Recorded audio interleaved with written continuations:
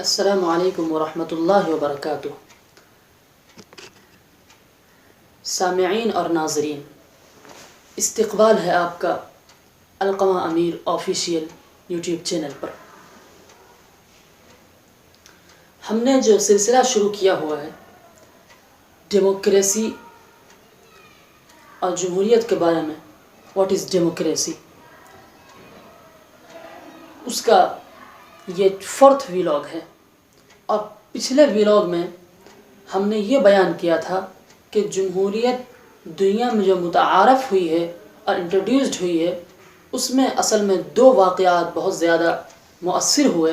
اور پہلا واقعہ جو ہم نے انقلاب امریکہ کا تھا اس کو بیان کیا تھا پچھلے ویلاگ میں، اور اس ویلاگ میں ہم فرینچ ریولیوشن یعنی انقلاب فرانس کو بیان کریں گے۔ اگر آپ نے پچھلی ویلاگ نہ دیکھے ہوں تو ڈسکرپشن میں ہم لنک دے دیں گے، آپ اس میں پچھلے ویلاگز دیکھ لیں تاکہ بات کا کنیکشن پیچھے جڑ جائے اور بات اچھی طرح آپ کو سمجھ میں آ سکے۔ اگر آپ ان سے ہماری ویڈیو سے مطلع ہونا چاہتے ہیں تو ہمارے چینل کو سبسکرائب فرما لیں۔ چلتے ہیں مقصد اصلی کی طرف۔ میں نے بتایا تھا پچھلے ویلاگ میں کہ یہ جو 2 انقلاب برپا ہوئے، 2 ریولیوشن ہوئے، جس کی بنا پر جمہوریت دنیا میں ڈیموکریسی متعارف اور انٹروڈیوسڈ ہوئی، یہ دونوں واقعات 12 سال کے ڈیفرنٹ سے رونما ہوئے۔ پہلے انقلاب امریکن ریولیوشن ہوا، اور اس کے بعد فرینچ ریولیوشن انقلاب فرانس ہوا۔ یہ 18th سینچری کے اختتام کا زمانہ ہے، 18ویں صدی کے اختتام کا زمانہ ہے۔ 1789 تک فرانس اور یورپ میں بادشاہی نظام تھا، اور فرانس میں اس وقت جو بادشاہ حکمران تھا اس کا نام تھا لوئی۔ نام کیا تھا بلکہ یہ اس کا سر نیم تھا، لقب تھا۔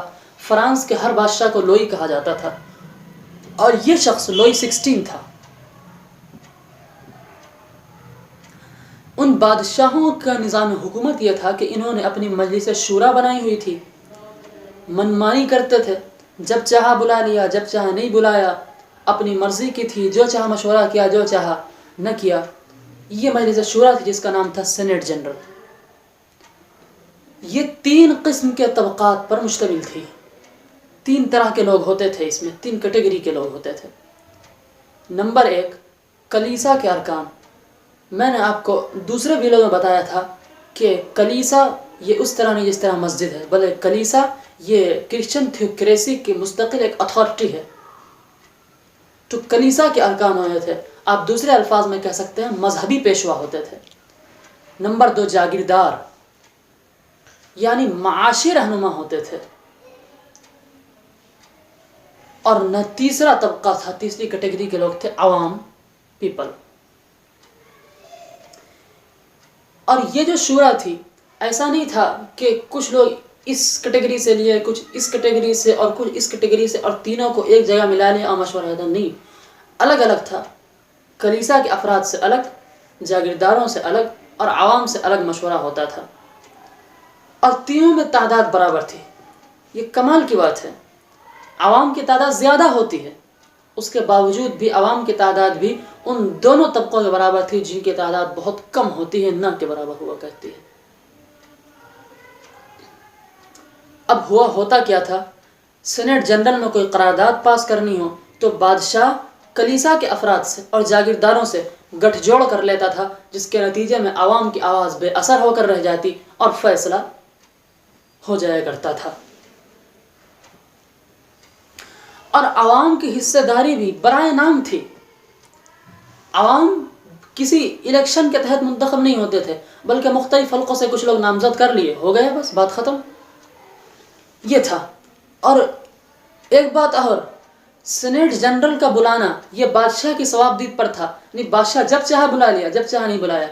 آپ کو عجیب بات بتاؤں، جس وقت کی میں بات کر رہا ہوں 1789 کی، اس وقت تک سینٹ جنرل کو بلائے ہوئے 116 سال ہو چکے تھے۔ یعنی 116 سال میں کیا فیصلے ہوئے، کیا نہیں ہوئے، ان میں عوام سے کوئی مشورہ ہی نہیں لیا گیا، یعنی عوام کو بالکل برطرف کر دیا گیا، ان کو ایک طرف پھینک دیا گیا۔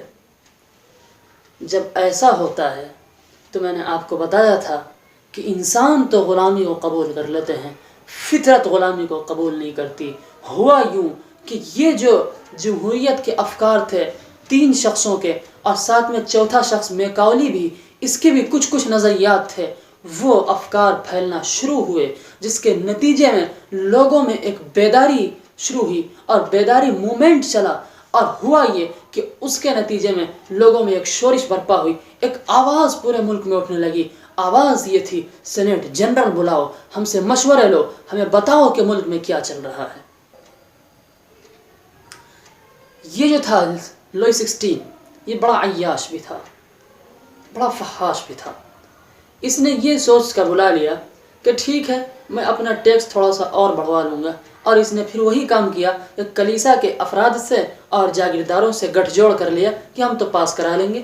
لیکن ہوا کیا کہ پہلے جب مجلس شورا بیٹھی تو پہلے ہی ایک پھندا ان کے گلے میں ڈل گیا، وہ یہ کہ عوام نے زور و شور سے مطالبہ کیا کہ ہماری تعداد معاشرے میں زیادہ ہے، جاگیردار کم ہیں اور کلیسا کے افراد بھی کم ہیں، تو ان کی تعداد کم ہونی چاہیے، ہماری تعداد زیادہ ہونی چاہیے تاکہ نمائندگی برابر ہو۔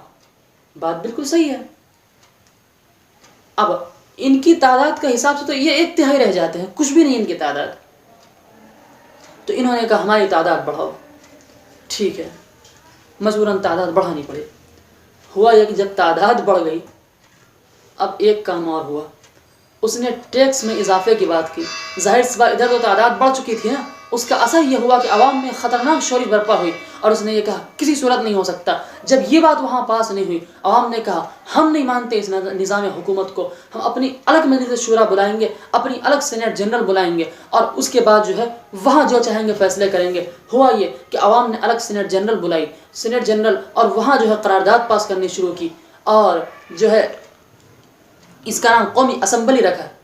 یہ تو سینیٹ جنرل تھا اور اس کا نام جنرل اسمبلی رکھا انہوں نے۔ قومی اسمبلی کا لفظ سب سے پہلے وہیں استعمال ہوا تھا۔ تو یہ کہ انہوں نے کہا کہ ہمیں بادشاہ سے کوئی بحث نہیں، جاگیرداروں سے کوئی بحث نہیں، کلیسا کے افراد سے کوئی بحث نہیں، جو چاہیں گے ہم خود فیصلے کریں گے۔ بادشاہ نے دیکھا کہ پانی سر سے اوپر جا رہا ہے، تو ایسے وقت میں تکوینی نظام یہ ہے کہ بادشاہوں کو اور ان اتھارٹیز کو، ان فیشزم طاقتوں کو جو حکومت کی گدی پر بیٹھی ہوں، ظلم کا نشہ سوار ہوتا ہے۔ چنانچہ یہی ہوا۔ اس نے کیا کیا؟ بعض مورخین نے لکھا ہے کہ اس میدان کے ارد گرد آگ جلوا دی تاکہ کوئی وہاں جمع نہ ہو۔ بعض نے لکھا فوج لگا دی، یعنی کرفیو لگا دیا ایک طرح سے، کوئی وہاں جمع نہ ہو۔ عوام نے، چونکہ وہ تو غصہ بھڑکا ہوا تھا عوام نے کہا ٹھیک ہے ہم یہاں نہیں کرتے۔ ایک کھیل کا میدان تھا، ٹینس کورٹ تھا، انہوں نے کہا اس میں جمع ہوں گے، وہ اس میں جمع ہوئے، اور وہ اس میں قومی اسمبلی کو بلایا اور وہاں اجلاس منعقد کیا، اور اس اجلاس میں نیا دستور پاس کر دیا انہوں نے، اور یہ نیا دستور فرسٹ ریپبلک کہلاتا ہے، یعنی پہلی جمہوریہ کہلاتا ہے۔ اور یہ جو نیا دستور بنایا گیا وہ مونٹیسکو کا جو نظریہ میں نے بتایا تھا، سپریشن آف پاور، تفریق اختیارات، یعنی عدلیہ، انتظامیہ، مقننہ، لیجسلیٹو، جوڈیشری اور ایگزیکٹو، ان تینوں کو الگ الگ کیا جائے، ان بنیادوں پر جو ہے انہوں نے وہ دستور پاس کیا۔ یہ فرسٹ ریپبلک کہلاتی ہے۔ ہوا یہ کہ عوام تو غصے میں تھی۔ اس وقت ایک پورا ہجوم بادشاہ کے محل پہ حملہ آور ہوا، اور وہ گئے اور بادشاہ کو اٹھایا محل سے، اور اٹھا کے قومی اسمبلی میں لے گئے اور وہاں بیٹھایا، اور قلم اور کاغذ اس کے سامنے رکھا، اور قلم نکال کے اس کے ہاتھ میں دیا کہ پکڑو اسے اور اس پہ سائن کرو۔ اس میں لکھا ہوا یہ تھا کہ 3 اختیارات ہوتے ہیں، ان 3 میں سے انتظامیہ یعنی ایگزیکٹو کا اختیار تو آپ کے پاس رہے گا، 2 اختیار جوڈیشری اور لیجسلیٹو اختیار آپ سے لے لیا جائے گا۔ اور اس نے دیکھا کہ یہ تو عوام تو بڑے غصے میں ہیں، اور یہ نہ ہوا تو کہیں ایسا نہ ہو کہ مبادہ ہمیں قتل نہ کر دے۔ اس نے سوچا کہ ٹھیک ہے ایک تو ہمارے پاس رہ جاتا ہے۔ اس نے کہا چلو ٹھیک ہے، لاؤ، اس نے دستخط کر دیا۔ یعنی بادشاہت ختم نہیں ہوئی اس وقت میں، لیکن 2 اختیار چھین گئے۔ بعد میں ہوا یہ کہ بادشاہ کو یہ اندیشہ ہوا کہ یہ تو انہوں نے پہلا قدم اٹھایا، بعد میں چل کے مجھے اس سے برطرف کر دیں گے اور ہو سکتا ہے کہ مجھے زندگی سے بھی ہاتھ دھونا پڑ جائے۔ اس لیے اس نے جرمنی سے مدد مانگی، اور جرمنی یہ ہٹلر سے پہلے کا واقعہ ہے۔ تو جرمنی میں اس وقت بادشاہت تھی، اور جب ایک بادشاہ کے پاؤں سے تخت نکل رہا ہو تو پھر دوسرے کو بھی اپنے تخت کی فکر شروع ہو جاتی ہے۔ چنانچہ جرمنی کے بادشاہ نے اس کی مدد اس بنیاد پر کی کہ کہیں ایسا نہ ہو کہ ہم نے اس کی مدد نہ کی، اس کی حکومت وہاں سے گری، ہماری حکومت یہاں سے گر جائے۔ لیکن ہوا یہ کہ عوام کو پتہ چل گیا، پھر عوام گئے، انقلابی ریولسٹ جو تھے وہ پھر پکڑ کے لائے اسے، اور پھر قومی اسمبلی بلائی، اور انہوں نے بادشاہ کو گرفتار کر لیا اور جرمنی سے ساز باز کے جرم میں اسے جیل میں بند کر دیا گیا۔ جب بادشاہ گرفتار ہو گیا تو وہ دستور اور کانسٹیٹیوشن جو انہوں نے بنایا تھا وہ تو ناکارہ ہو گیا، کیونکہ اس میں تو بادشاہت برقرار رکھی گئی تھی اور بادشاہ کو اٹھا کے جیل میں بند کر دیا تھا۔ اس لیے اس موقع پر نیشنل اسمبلی کا جو اجلاس ہوا، اس میں ایک نیا دستور پاس کیا گیا، اور اس میں انتظامیہ یعنی ایگزیکٹو کی ذمہ داری بادشاہ کے بجائے ایک کمیٹی کا سپرد کر دی گئی، جسے کنونشن کا نام دیا گیا، اور یہ سیکنڈ ریپبلک کہلاتی ہے، جمہوریہ ثانیہ۔ میں شارٹ کرتا ہوں اسے۔ ہوتا یہ ہے کہ انقلابی لوگ ریولسٹ تاج تو اچھال دیتے ہیں، تخت بھی گرا دیتے ہیں، لیکن اس کے بعد چونکہ انتظام اور انصرام کے معاملوں سے نابلد ہوتے ہیں، اس لیے آپس میں خانہ جنگی چھڑی جاتی ہے اور ملک میں انتشار اور خلفشار کا ماحول پیدا ہو جاتا ہے۔ اس لیے اس وقت جو آرگنائزیشنز کام کر رہی ہیں ملک میں ایک اچھے انقلاب کے لیے، ایک بہترین ریولیوشن کے لیے، انہیں چاہیے کہ وہ اپنے افراد کی اس طرح تربیت کریں کہ انشاءاللہ جب یہ انقلاب برپا ہو تو ملک میں اس طرح کی صورتحال نہ بننی پائے جس طرح ماضی قریب میں ہمارے ہی پڑوسی آزاد ہونے والے ملک میں بنی تھی۔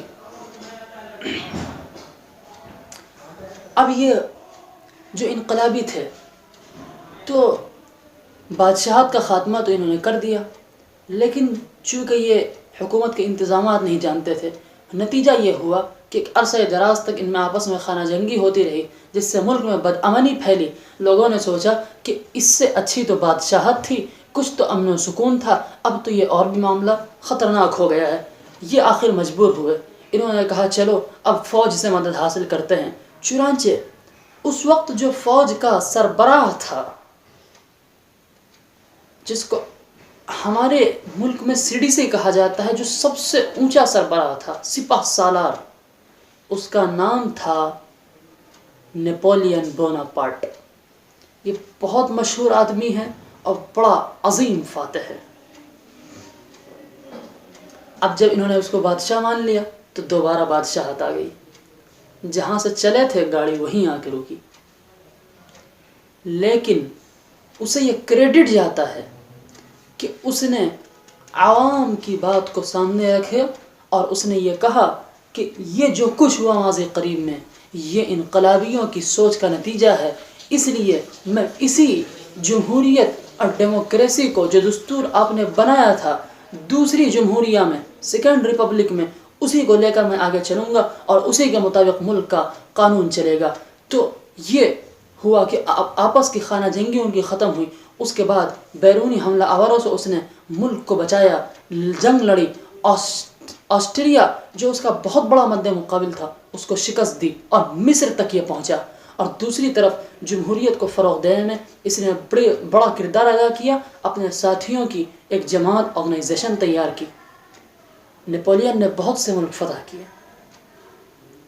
لیکن جب انگلینڈ سے وہ ٹکرایا تو واٹرلو کے مقام پر ایک زبردست مقابلہ ہوا، جس کے نتیجے میں نیپولین کو بہت زبردست قسم کی شکست ہوئی اور اس کے بعد یہ مر گیا۔ لیکن چونکہ یہ آرگنائزیشن بنا چکا تھا اور منظم کر چکا تھا ساتھیوں کو، یہ مر گیا لیکن کام چلتا رہا۔ یہاں بھی غور کرنا چاہیے آرگنائزیشنز کے رہنماؤں اور لیڈران کو کہ وہ اس طرح کے افراد تیار کریں کہ اگر وہ دنیا میں نہ رہیں تو کام ان کا باقی رہے، اور یہ ہمیں اس سے سیکھنے کی ضرورت نہیں ہے، یہ ہمارے اور آپ کے قائد جناب محمد رسول اللہ صلی اللہ علیہ وسلم صدیوں پہلے سکھا چکے ہیں۔ تو اس طرح سے اچھا، یہ جو اس نے کہا تھا کہ میں جمہوریت کو ہی فروغ دوں گا، اور پھر یہ چلتا رہا، اور اس کے بعد پھر اس کے مرنے بعد یہ نظام حکومت جمہوریہ ہی قائم ہوا، یہ تھرڈ ریپبلک جمہوریہ ثالثہ کہلاتا ہے۔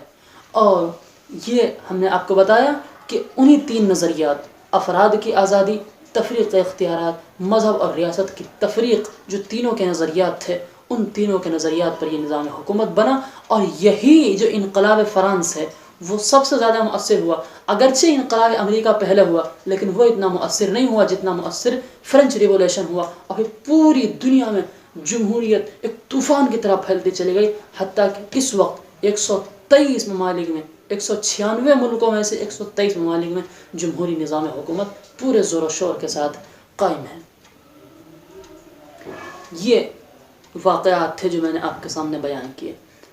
اب ہم کچھ باتیں اس کے متعلق بیان کریں گے کہ جمہوری نظام حکومت جن تھیوری پر مبنی ہے وہ تھیوری کس طرح کی ہیں، اور وہ انسانیت کے حق میں کتنی مفید ہو سکتی ہیں، اور انسانیت کو کیا بینیفٹ حاصل ہوگا اور کیا اس کے نقصانات ہوں گے۔ اس کے لیے آپ انتظار کریں اگلے ویلاگ کا۔ آپ ہماری حوصلہ افزائی کے لیے آپ کا شکریہ۔ آپ سے بہت زیادہ دعاؤں کی درخواست، آپ کی محبتوں کا طلبگار، محمد القمہ عامر۔ السلام علیکم ورحمۃ اللہ وبرکاتہ۔